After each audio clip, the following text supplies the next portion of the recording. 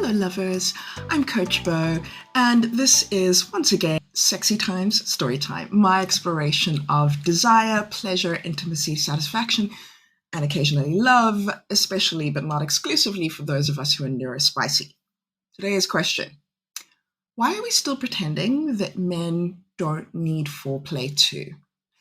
And I kind of believe that foreplay is the wrong way to put it, because foreplay is the wrong word. The implication is that it's a set or a series of stimulus that you provide someone so that they are ready for penetrative sex.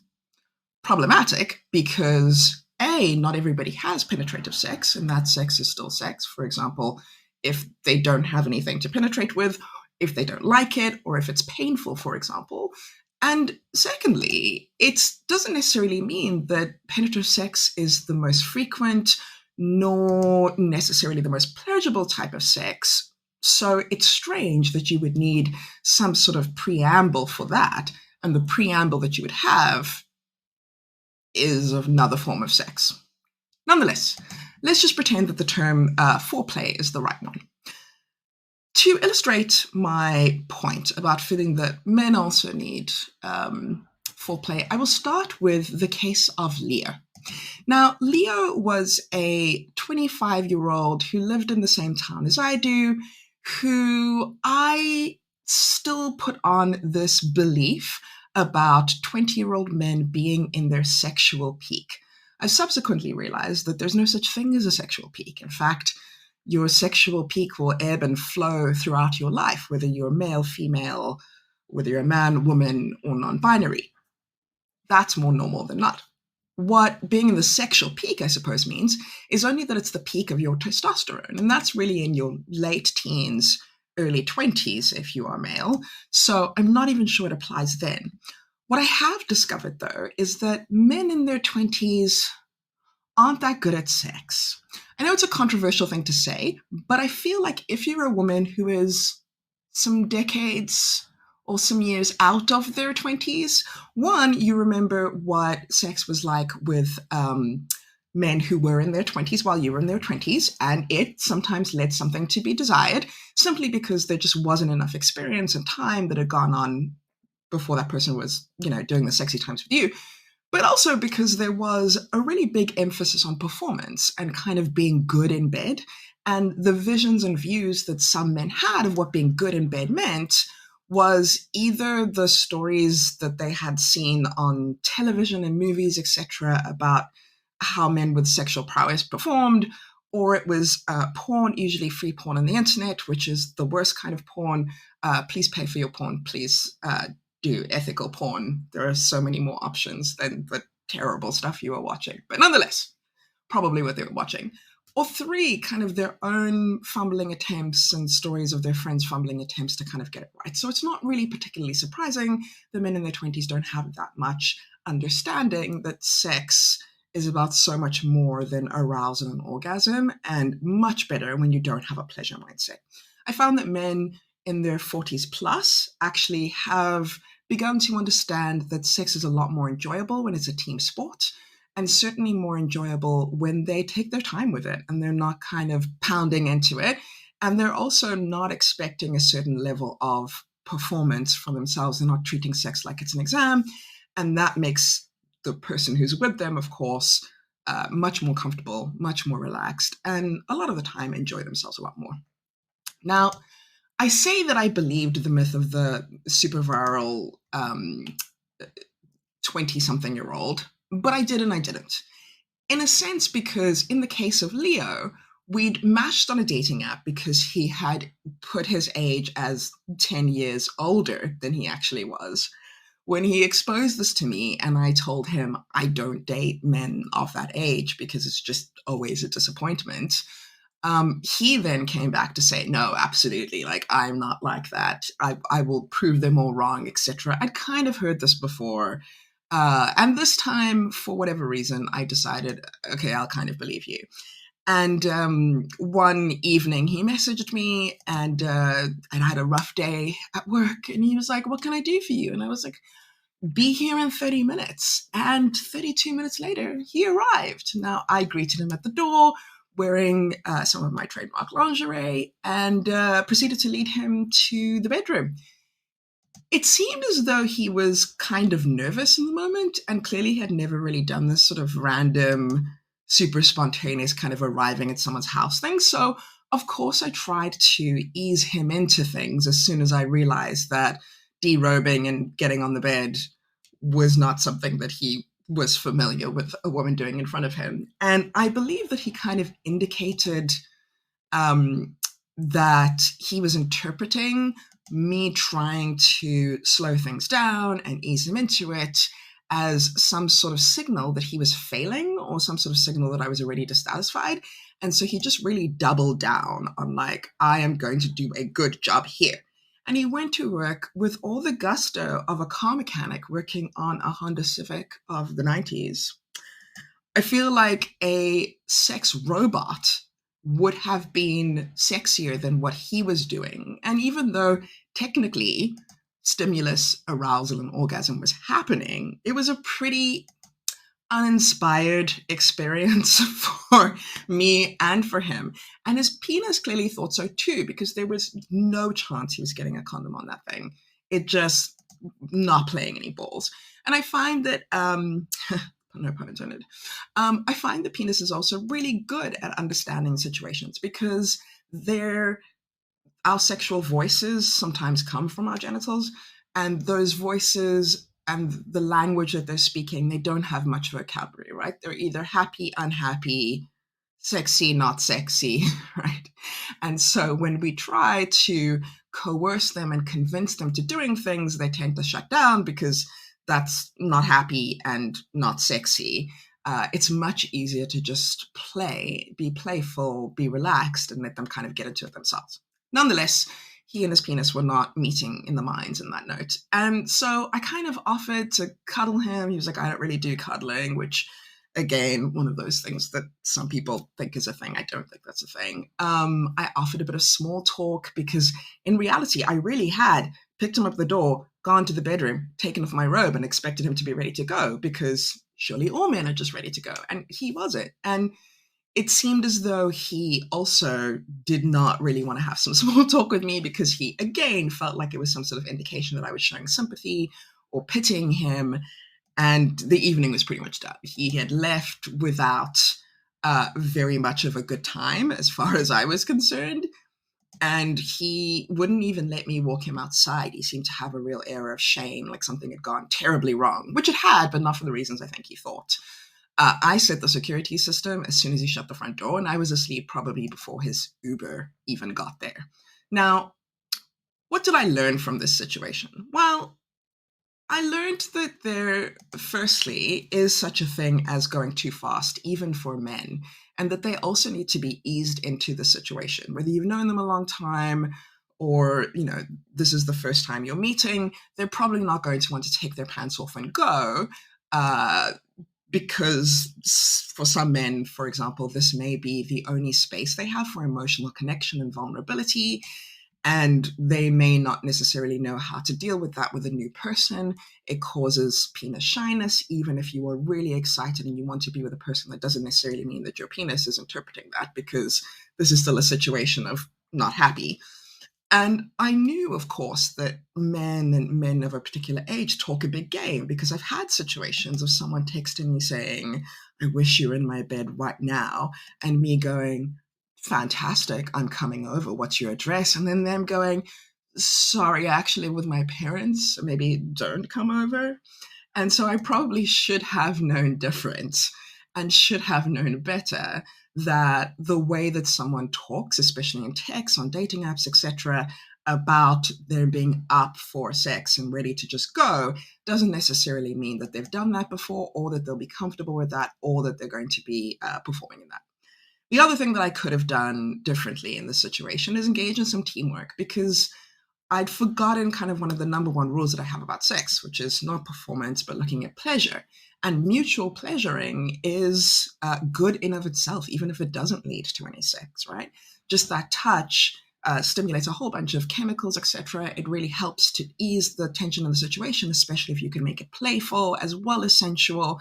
and you can build up slowly to a more erotic touch. Because the reality is that coming in straight off the street, you are at a erotic gear, gears of touch or levels of touch, whatever you want to call it. You're like at 0, and expecting someone to go from 0 to 10 is incredibly unlikely. The likelihood is more that they're going to, warm up over time, especially if you are new to this person, and they will need some of that time to spend playing, exploring, and getting their sexual voice and their sexual self to feel like, okay, this is good, I like this, right?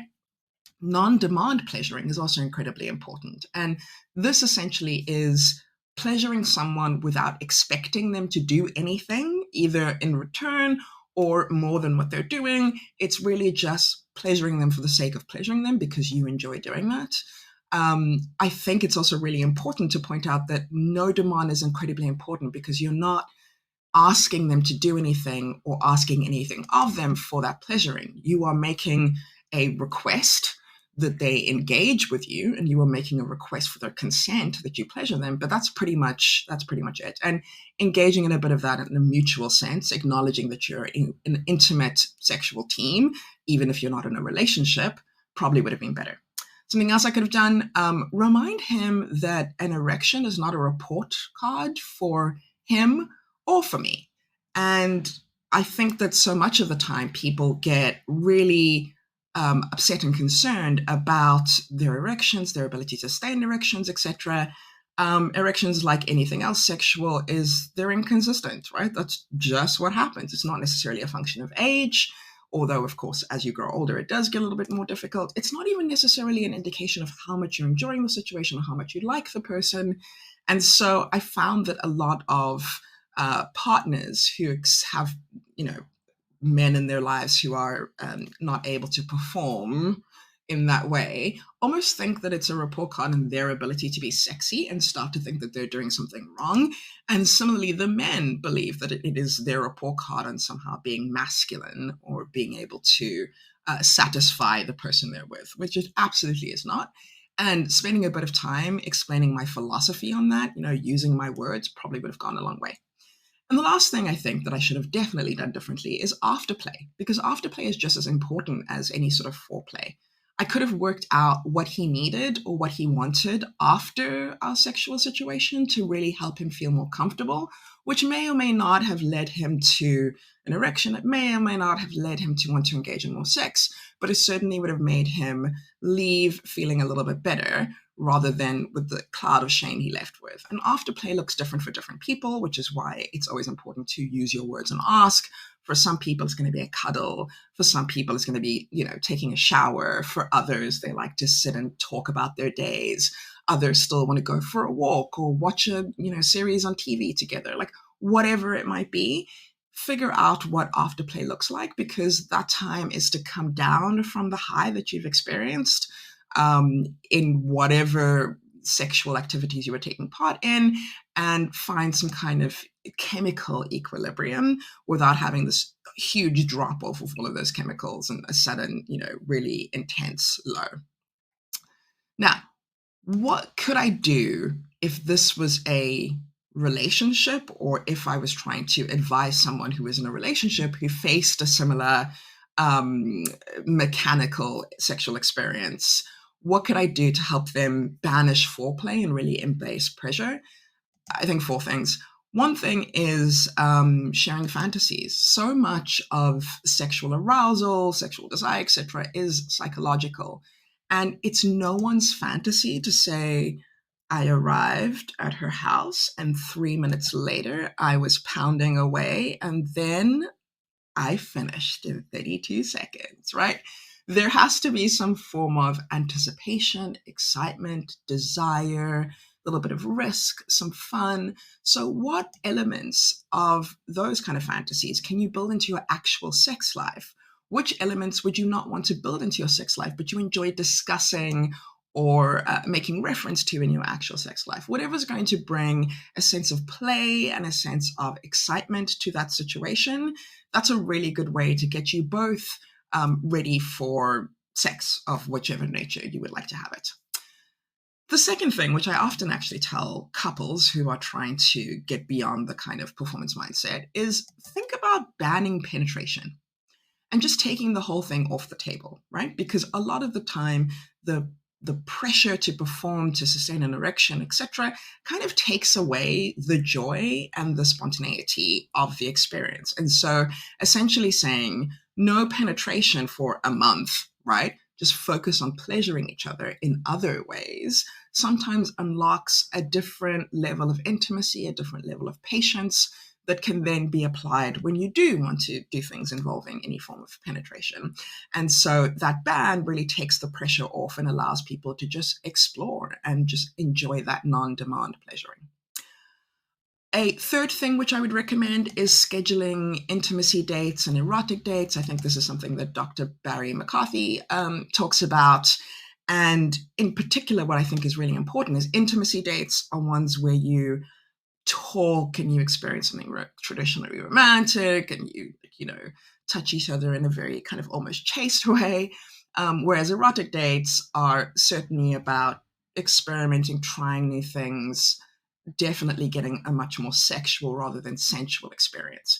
And the important things about this is that you want the low libido partner, the partner who does not usually initiate, to be the person who plans the erotic date and initiates the erotic date, right? At hopefully an agreed place and time. And you want the partner who usually is the one who initiates sex, but might not necessarily be super strong on the intimacy, emotional intimacy part at least, to schedule those intimacy dates, experiences that you could spend really getting to know each other in a non-sexual way, so that the low libido partner is encouraged to explore a little bit of what turns them on and share that with their partner in the erotic date. And that can be something which creates a really interesting pre-game, pre-match, as I sometimes call it, rather than thinking about a strict foreplay.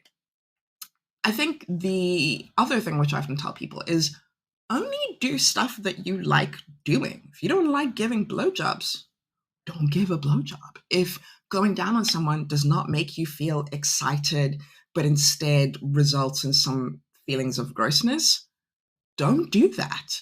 The other person can probably tell if you're not enjoying it, and that just increases their anxiety and their feelings of self-consciousness in the moment, which again is one of those things that really turns the sexual self off and encourages that sexual self to kind of close up and shrivel away in some cases.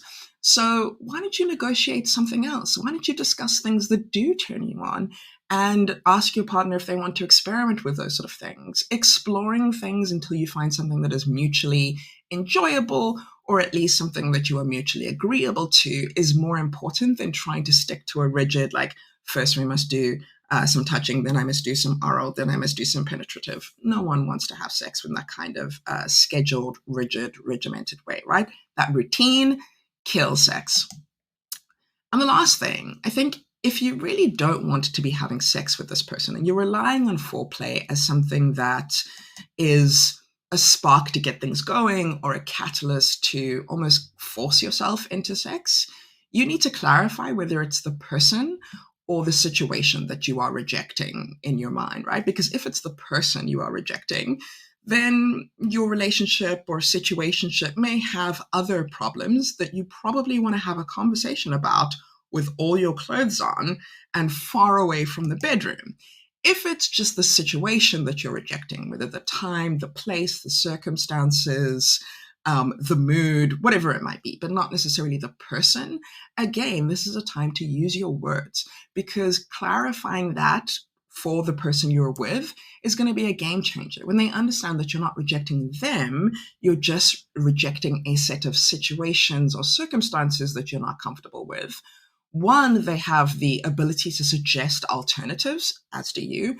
But two, they also don't have to feel like it's a reflection on them or a reflection on their performance or how good they were, but instead take it as what it is, just you expressing something about your sexual self and what you're feeling in that moment. So these are the things that I would certainly do differently if I found myself in a relationship where I wanted to get beyond a mindset of foreplay.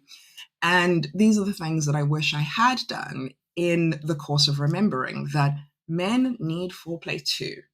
They benefit from it, they can enjoy it, and the idea that they are just supposed to be machines that can just get up, no pun intended, and go is a disservice to men and a disservice to men's erotic, sensual experiences themselves, which deserve the care of pre-gaming as well as afterplay. So please remember that the next time that you have some desire to get someone to just kind of go for it instead of taking a little bit of time to just kind of play and enjoy the situation. Many thanks for sitting through another set of my ramblings. This has been Sexy Time Storytime with Coach Bo, and I look forward to seeing you in the next one. Bye.